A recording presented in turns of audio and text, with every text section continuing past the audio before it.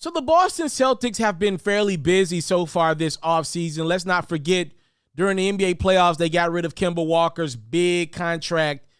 They were able to create some cap space. You know, the Celtics have already fired Danny Ainge or parted ways with Danny and brought in Brad Stevens as a VP. And also they got a new head coach in Udoka. And look, Boston's making some moves right now. You know, they made that trade. They got rid of Tristan Thompson's contract the other night and brought in Josh Richardson. Now it gets to, like, what type of moves would the Celtics be interested in free agency? Because I do believe Boston needs to be very specific about what they put around Jason Tatum and Jaylen Brown, right? I think you need specific guys. Personally, I think they need an athletic big.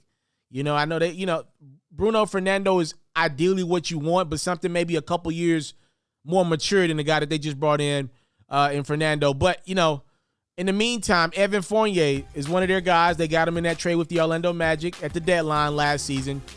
He's looking for about 4 years, $80 million in NBA free agency. He is free, and he's looking to get paid. He's a shooter. You know, shooting's at a premium in this league.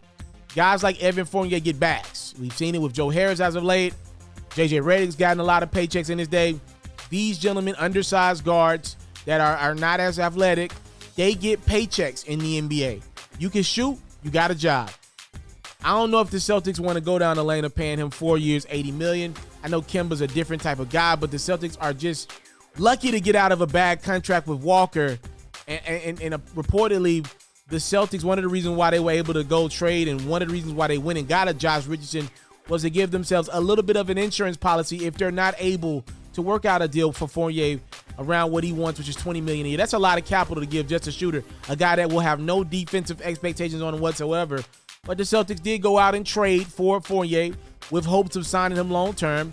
They were able to see, you know, for a few months what he'd be like in Boston. It wasn't a bad fit, but I don't think anybody would say it was a great fit either. You also are missing Jaylen Brown down the stretch. We'll see what the Celtics do with Evan Fournier. I don't know if they'll give him $20 million. It looks like right now they're thinking more or less $12 to $15 million to keep Fournier around. The Knicks got cap room, and I know they're interested in Evan Fournier's services. These are one of the ones that I wouldn't be surprised if Evan's on a new team. They brought in Josh for a reason. And reportedly, according to the Boston Herald, it was as some insurance just in case they are going to lose Evan Fournier to free agency. We shall see. Free agency less than 24 hours away. You already know yours truly, the one and only, Mr. Taliaferro, going to keep you locked and loaded. I'm out.